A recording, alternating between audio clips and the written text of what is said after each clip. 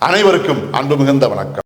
செல்வராமாயணம் என்னும் இலக்கண பாடல்களும் இலக்கிய சுவையும் கொண்ட புதிய ராமாயண காவியத்தை புனைய வைத்த என் இறைவன் ராமனை நன்றியுடன் வணங்கி மகிழ்கிறேன்.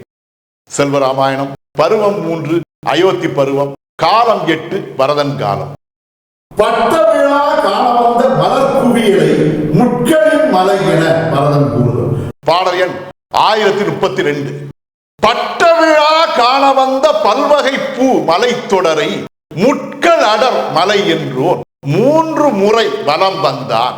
இட்ட தீயை போல் உயர்ந்தே இதயத்தீ வளர்ந்திடவே தொட்டவனே கும்பிட்டான் தூய்மை மனம் விளைந்திடவே. இதுவே 1032வது பாடல். இந்த பாடலுக்கான விளக்கத்தை காண்போம்.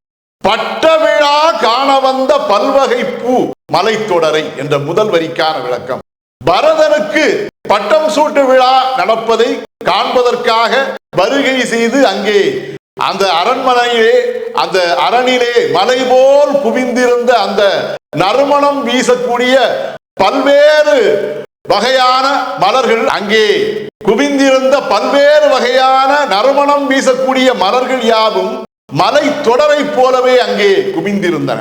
அவ்வாறு குவிந்திருந்த அந்த மலர்களால் ஆன மலை தொடரை அவன் முட்கள் அடர் மலை என்றோன் 3 முறை வலம் வந்தான்.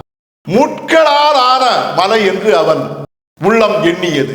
ஏனென்றால் அவனுடைய உள்ளத்திலே அந்த மலர்கள் கொண்டிருந்த அந்த ஆசையை, அந்த எதிர்பார்ப்பை அவனால் நிறைவேற்றி வைக்க முடியவில்லை என்பதால் அவனுடைய உள்ளத்திலே வேதனை எழுந்தது.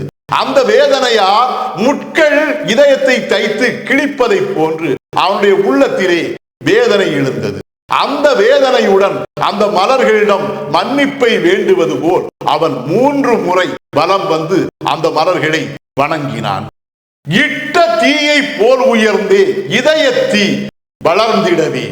நாம் பற்ற வைக்கக்கூடிய நெருப்பானது எழுந்து ஓங்கி உயர்ந்து வளர்வதை போலவே அவனுடைய உள்ளத்திலும் எழுந்த அந்த துன்பமானது தீயாக எழுந்து ஓங்கி உயர்ந்து வளர்ந்தது. தொட்டவனை கும்பிட்டான் தூய்மை மனம் விளைந்திடவே. அவ்வாறு இதயத்திலே எழுந்த அந்த துன்ப நெருப்புடனே அவன் அந்த மலைத்தொடர்களை, அந்த மலர்களால் உருவான அந்த மலைத்தொடரை அவன் கைகளால் தொட்டு கும்பிட்டான். அவ்வாறு அவன் கும்பிட்ட நேரத்திலே அவனுடைய உள்ளத்திலே தூய்மை மனம் என்கிற தூய உள்ளத்தால் உருவான மனமானது விளைந்தது. இதுவே 1032வது பாடலுக்கான விளக்கம். செல்வராமாயணத்தின் 1033வது பாடல் மற்றும் அதன் விளக்கம் ஆகியவற்றை அடுத்த பகுதியில் காண்போம். இறையருளால் அடியேன் இயற்றிய நல்லதோர் இலக்கியத்தையே செல்வராமாயண காவியமாக உங்கள் முன் தொடர்ந்து வழங்கி வருகிறேன். உங்கள் அன்பையும் ஆதரவையும் தொடர்ந்து தந்து இந்த புதிய ராமாயண காவியத்தை அனைவரிடத்திலும் கொண்டு சேர்க்குமாறு உங்களை அன்போடு கேட்டுக்கொள்கிறேன். அனைவருக்கும் நன்றி. வணக்கம்.